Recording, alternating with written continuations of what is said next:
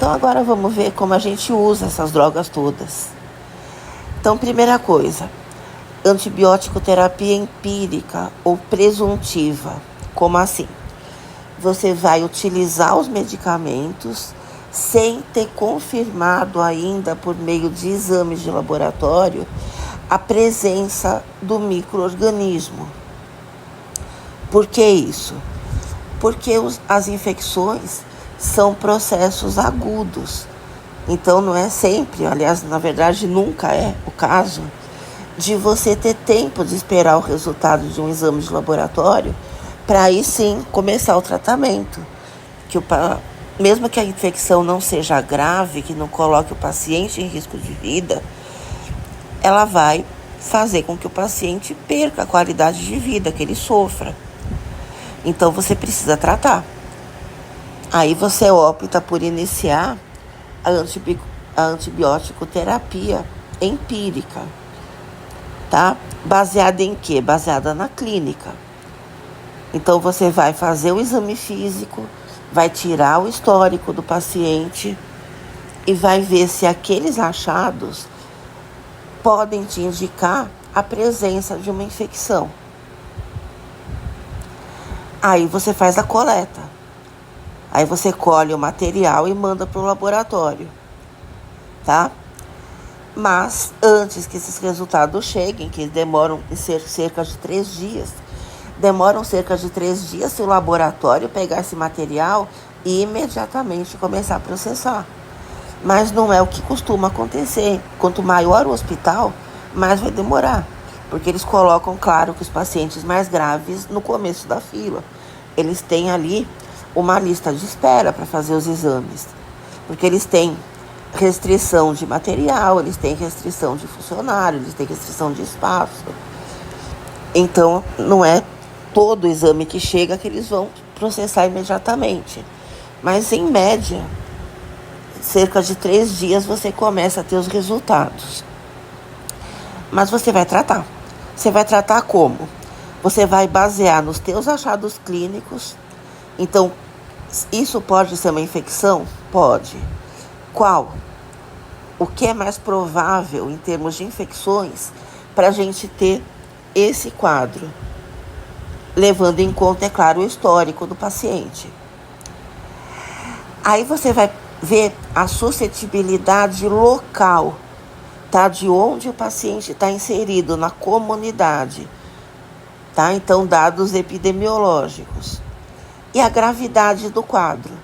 Para aí você ver se a tua droga de escolha vai ser mais ou menos potente, se vai ser de amplo espectro ou não, se o paciente tem alguma comorbidade que te faça precisar de uma droga mais potente, tá? Por exemplo, imunossupressão, imunodepressão, diabetes com complicações, tá? Aí você opta pela droga.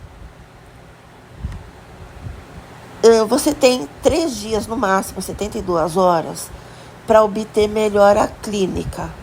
Se você não obteve a melhora clínica em 3 dias, necessariamente você precisa modificar a droga, tá? Você considera falha terapêutica, falta de melhora clínica significativa em 3 dias.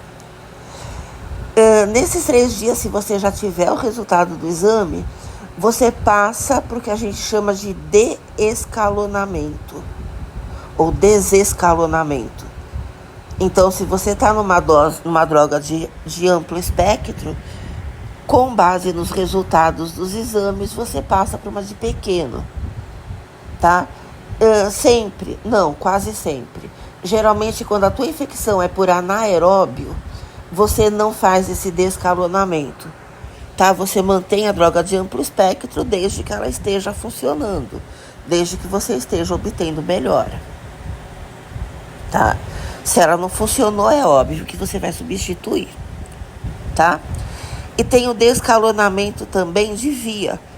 Se você tem a melhora clínica em 72 horas, você tira o paciente da via endovenosa e passa ele para a via oral, tá? Isso chama desescalonamento de via de administração. Por quê? Porque aí você está fechando mais uma porta de entrada para alguma infecção oportunista. Tá? Você está protegendo o paciente. Sempre eu vou fazer isso? Não. Tem 2 casos em que você não faz. Infecções de sistema nervoso central, tipo meningite, e endocardite bacteriana. Aí você mantém o endovenoso.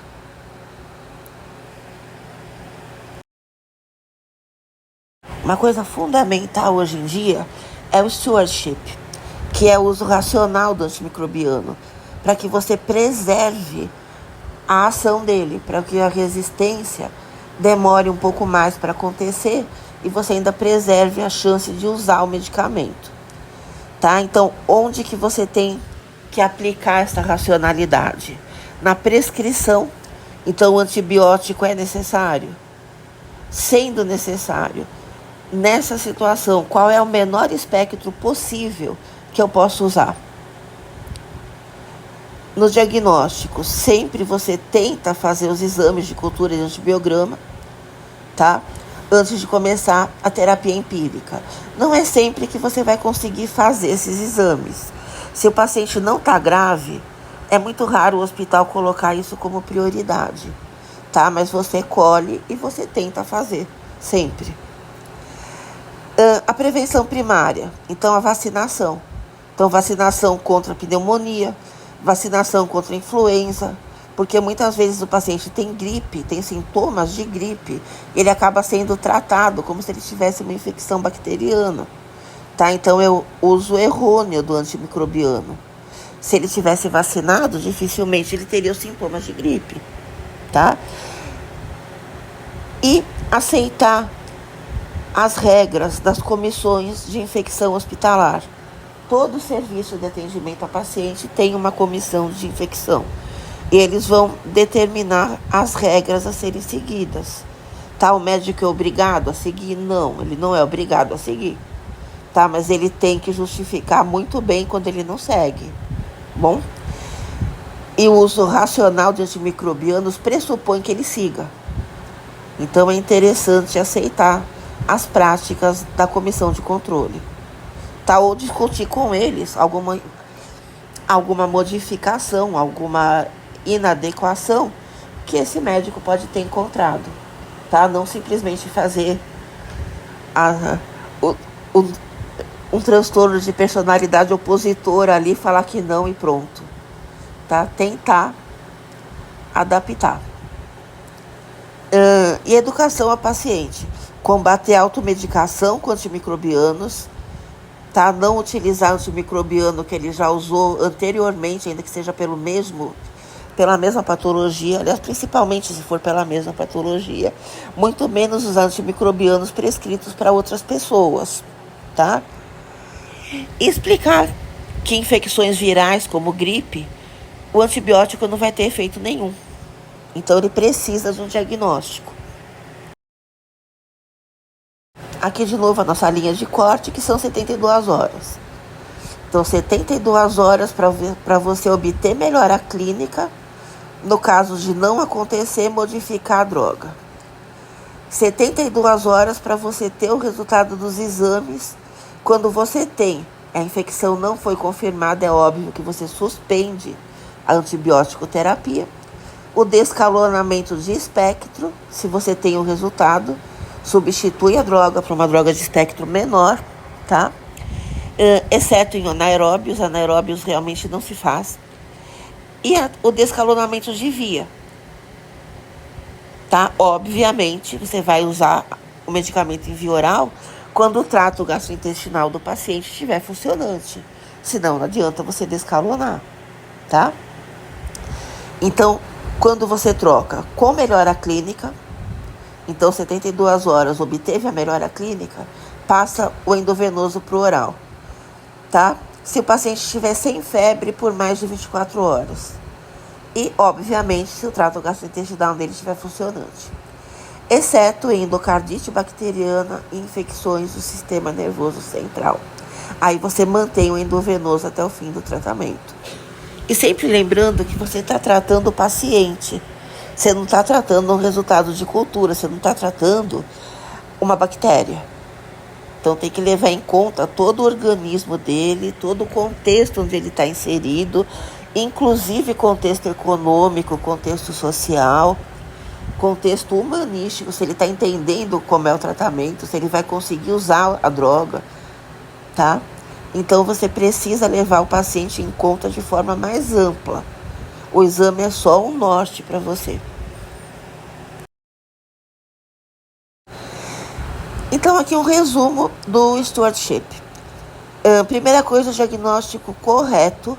Você precisa confirmar uma infecção, seja pela tua experiência clínica, seja por ela mais os exames, tá? Você tem que ter o máximo de certeza que você consegue no momento que esse paciente tem uma infecção por micro-organismo. A dose e o tempo.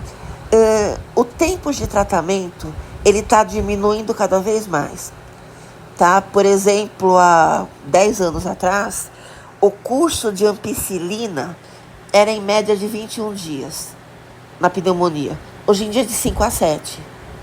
Então você faz o tratamento pelo menor tempo possível. E se o teu paciente está internado na UTI, você para o tratamento assim que você obteve a melhora clínica. Tá? Você interrompe esse tratamento. Fora da UTI não, fora da UTI ainda você mantém o tratamento pelo tempo determinado, tá? Mas paciente em UTI, as evidências clínicas mostram que o benefício de interromper assim que você obtém uma melhora clínica significativa, ele ultrapassa o risco. Se você vai fazer o descalonamento, tanto de via quanto de espectro, tá? E a rotação, a ciclagem. Então, todo serviço tem uma ciclagem de antimicrobianos. Então, você usa os antibióticos por um período, e aí a comissão de infecção que vai determinar qual período, e aí você substitui esses por outros, que também é a comissão que determina quais. Tá dependendo, claro, de todo o contexto ali do serviço, tá? Dados epidemiológicos, contexto socioeconômico dos pacientes atendidos ali, da população atendida, facilidade de obter o medicamento, tá? Então aí você precisa fazer essa rotação, que é a ciclagem. Tanto preventiva, então você não teve o problema de resistência, mas você faz para prevenir, ou reativa, você está com problema de resistência. Aí você cicla, você modifica as tuas diretrizes do teu local de atendimento para resolver essa resistência. Para isso também, você tem que ter o triângulo tático aqui que a gente chama. Tem que ser a droga certa, na dose certa, na duração certa, tá? Com quais objetivos? Maximizar a cura clínica no menor período de tempo, minimizar a toxicidade, isso para aquele paciente, cada paciente tem o seu contexto, e reduzir a pressão seletiva, tá? Reduzindo então a resistência precoce. A resistência vai aparecer com o tempo, só que você acaba estendendo esse tempo se você trabalhar com o uso racional.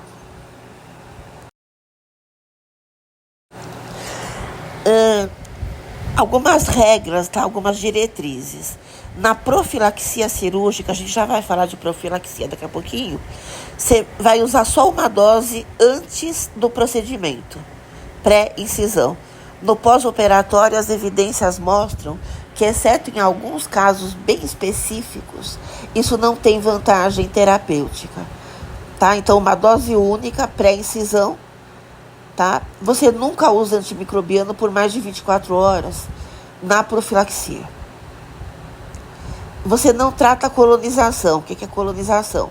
Você tem a bactéria, você tem a infecção, mas você não tem sintoma. Por exemplo, uma sonda vesical, que você está vendo bactéria lá, só que você não está vendo sintoma. Aí você não precisa tratar. O sistema imune do paciente está dando conta, senão ele teria sintomas. Evitar dupla cobertura quando você tem anaeróbios ou suspeita de. Por exemplo, se está usando piptazo, não associa o metronidazol. Se está usando o metronidazol, não associa o pipitazo. Você usa uma droga só. O ajuste renal, principalmente do paciente que está na UTI, você tem que corrigir a dose pela função renal, tá? Pelo clearance. Então, você vai ter os dados ali do paciente e você vai fazer os cálculos. E a data de término tem que estar já na prescrição, o tempo que o paciente vai usar. Então, aqui, uso profilático do antimicrobiano. O uso principal profilático é a profilaxia pré-operatória. Então, você vai usar uma dose antes da incisão, de 30 a 60 minutos antes do procedimento começar, antes da incisão ser feita efetivamente, ou no caso de vancomicina, de 60 a 120 minutos antes, tá? Porque aí a distribuição ela demora um pouquinho mais. A duração máxima dessa profilaxia é de 24 horas, tá? A primeira escolha é fazer uma vez só. Caso você precise de mais de uma, no máximo 24 horas de tratamento. Na endocardite infecciosa, tá? Sobretudo no risco do tratamento de cirurgia bucomaxilofacial. Então, procedimentos de alto risco, tá? Quando você vai realmente manipular a gengiva. Não só, por exemplo, uma extração de dente infectado, um tratamento de canal. Quando você vai cortar a gengiva, aí sim você faz a profilaxia da endocardite, geralmente com penicilina de amplo espectro, tá? Antes de você começar o procedimento. Aqui você tem as diretrizes normais, tá? As habituais. Cirurgia geral, primeira escolha, cefalosporina. Segunda escolha, clindamicina e gentamicina, no caso do paciente ser alérgico. Cirurgia coloretal, a cefalosporina mais metronidazol. Caso ele seja alérgico, uma outra cefalosporina. Tá? Aí você não usa o metronidazol. Na endocardite, você usa amoxicilina ou ampicilina, penicilina de amplo espectro. No caso de alergia, clindamicina ou então azitromicina, tá? Clindamicina é aquela droga que cobre aeróbios, então droga que age na síntese proteica, e a azitromicina é um macrolídico, também age na síntese, tá? E a gentamicina é aminoglicosídeo. Princípios fundamentais e restrições. Como é que você usa? Escolha direcionada ao patógeno. Então, qual patógeno seria mais provável do paciente adquirir naquele procedimento cirúrgico? E também do perfil de resistência do serviço onde esse paciente está sendo operado, tá? Qual é o perfil de resistência do micro-organismo aqui? Então, aí eu escolho a droga, tá? Mais apropriada. Quando você não vai prescrever profilaxia, obviamente, suspeita de virose e não de infecção bacteriana. Então, o que é mais provável do paciente adquirir é uma virose, ou se ele já tiver resfriado antes do procedimento. Aí você não precisa prevenir nada, porque é vírus. Feridas limpas, então você não tem pus. Ferida simples, tá? Um corte pequeno. Então, uma cirurgia limpa, uma cirurgia com um corte pequeno. Pacientes diabéticos sem complicação. Por exemplo, paciente diabético que não tem história de infecção urinária de repetição. Paciente diabético que não tem história de pé diabético, de feridas mal curadas, tá? Aí você não precisa fazer. E os protocolos pós-exposição, quando é que você usa? Depois da exposição ou depois da provável exposição. Contato com meningococo, você entrou em contato com a Neisseria meningitidis, você está tratando o paciente com exposição ao HIV. Então, você faz o protocolo pós-exposição por 28 dias, tá? Mas isso é raro, tá? São só esses 2 casos mesmo. Há não muito tempo atrás, se preconizava mais protocolos pós-exposição. Hoje em dia, não, tá? Hoje em dia é só isso. Tá, então, resumindo, coleta de cultura antes do antimicrobiano, tá? Antes de você começar o antimicrobiano. Aí você vai fazer o ataque empírico baseado na gravidade e na epidemiologia local de onde aquele paciente está ali inserido, tá? A reavaliação em 72 horas, que é o ponto crítico, até o ponto de corte, para ver se você está tendo melhora. Se não está, você modifica o tratamento. Em alguns casos, você tem melhora em 72 horas, você interrompe o tratamento, que é o caso da UTI. E se você já tiver os resultados disponíveis dos exames, baseando-se nesses resultados, tá? Em 72 horas, você já vai fazer o ajuste e o descalonamento de espectro e de via, tá? Você tem que ter o stop date, você tem que ter a duração fixa do tratamento definido lá na prescrição, tá? Você já tem que começar o tratamento definindo quanto tempo ele vai durar. Até mesmo definindo que na UTI ele vai durar o tempo necessário para você ter melhora clínica significativa.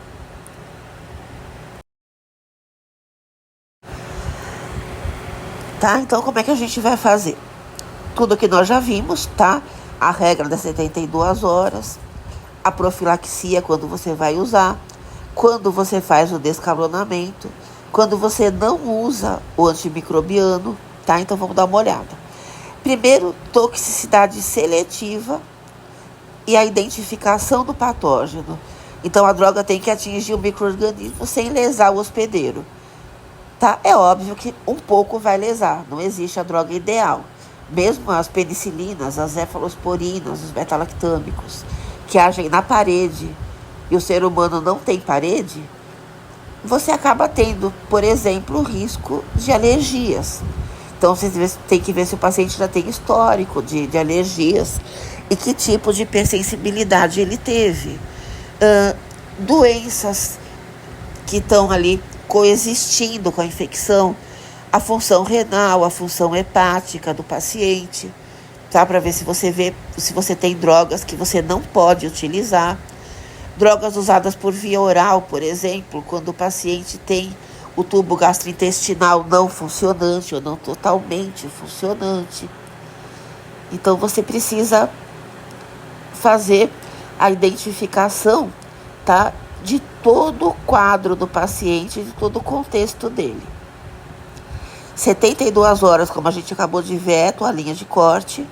Monitoramento de neutrófilos, então, antes do início, para ver se o paciente tem neutrófilo suficiente para o organismo dele conseguir participar do tratamento. Se ele não tem, você precisa usar uma droga bactericida, tá? Drogas mais potentes, porque o sistema imune aqui não vai estar ajudando em nada.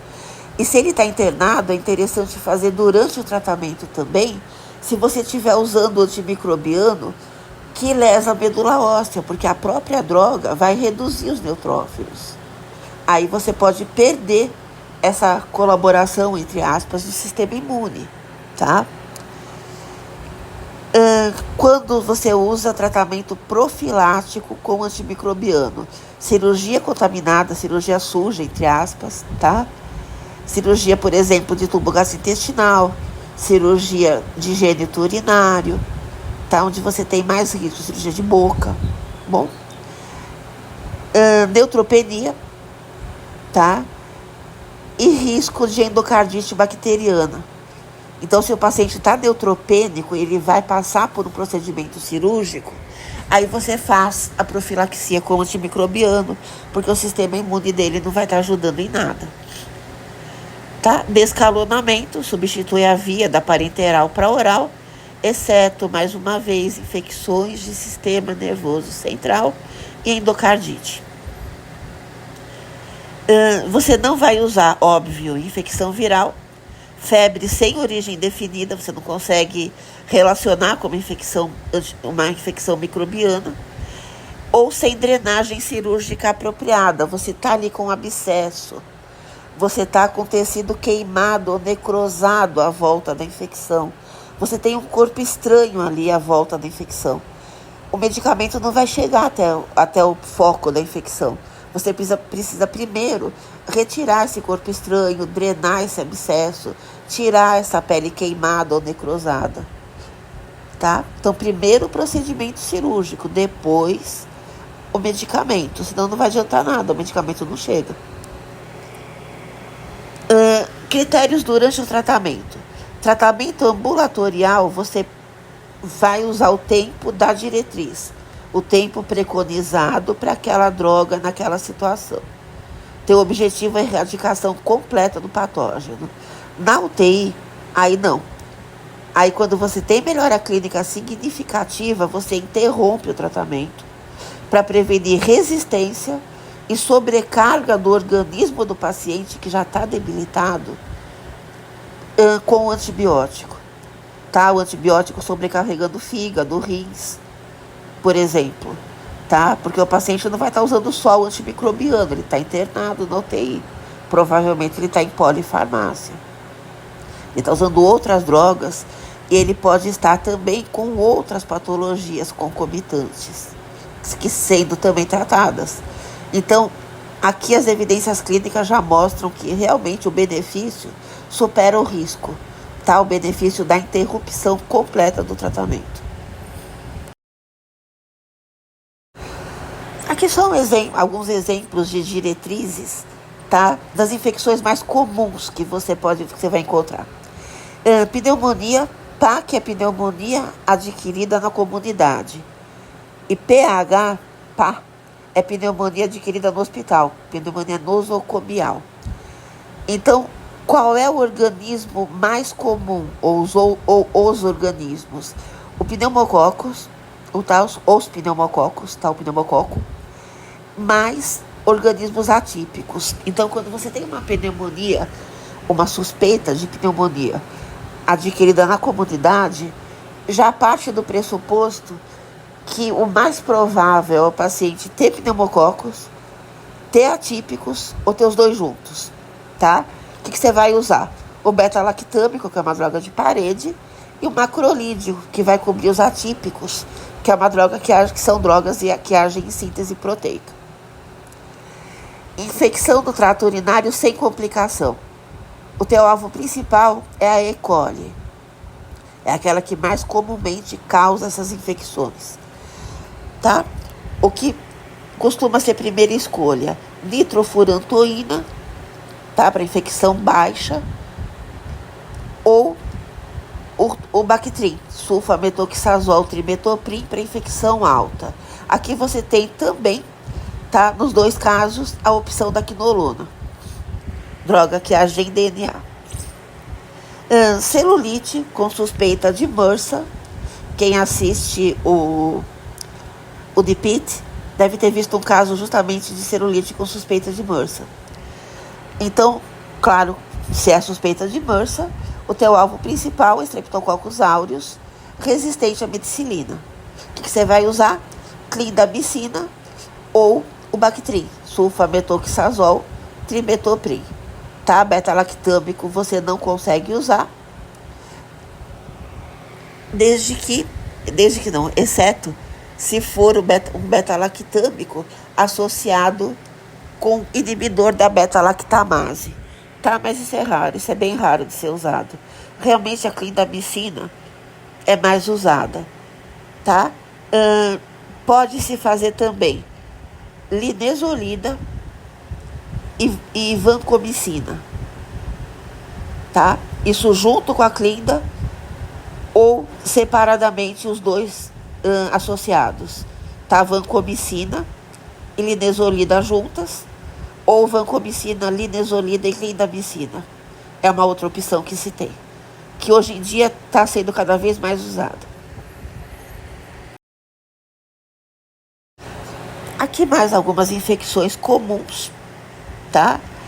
Faringite estreptocócica, o provável alvo é o Streptococcus pyogenes e a tua primeira escolha, penicilina, tá, de amplo espectro, principalmente a amoxicilina, junto com clavulanato, que é o inibidor da beta-lactamase ou não.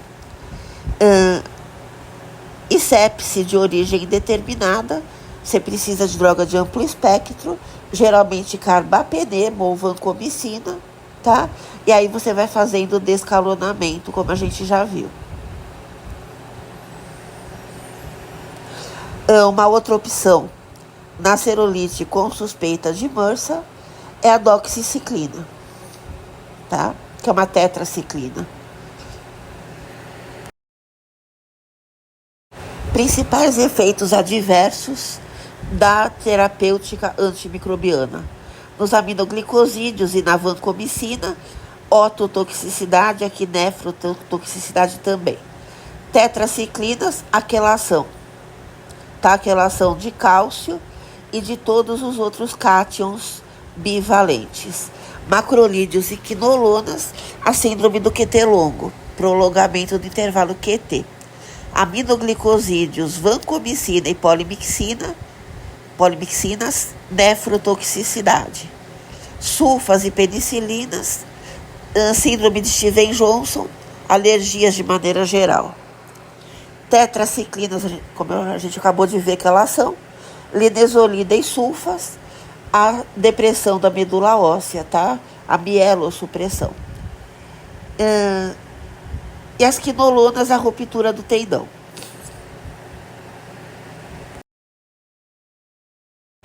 O que a gente tem agora, tá? De novo, de fronteira.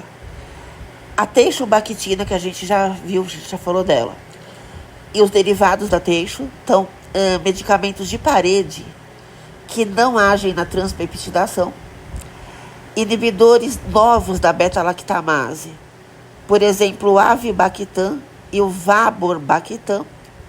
Então, o avibactam usado junto com cefalosporina e o vaborbactam usado junto com carbapenemos, tá?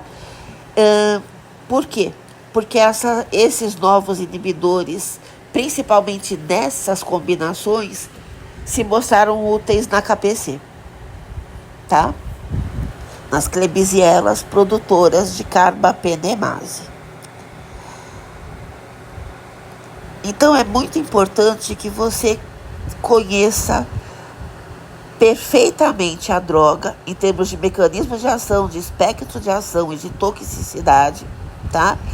Mas também é fundamental que o médico conheça a clínica, ele tem que ter experiência clínica, porque ele precisa de um diagnóstico o mais preciso que ele consegue, tá? Daí para frente, entre ele e o farmacêutico clínico, tá? Quando for o caso, se fazer a prescrição, a melhor prescrição possível ali no contexto daquele paciente, tá? Tudo isso seguindo as normas da Comissão de Infecção Hospitalar do serviço onde esses profissionais estão atuando. Tá? Ou seja, a farmacodinâmica, o mecanismo de ação da droga, a farmacocinética, então como a droga chega ao local de ação, e o stewardship, o uso racional. Você precisa integrar os 3 níveis para você ter o cuidado racional da infecção, tá? E sempre lembrando que você trata o paciente, você não trata a bactéria. E quando você trata um paciente infectado, você tem que estar levando em conta que você está impactando todo o contexto dele, as pessoas com quem ele convive, seja dentro do hospital, seja fora do hospital, seja na fila de espera do pronto-socorro, tá? Então, esse paciente está impactando todo mundo que está ao redor dele.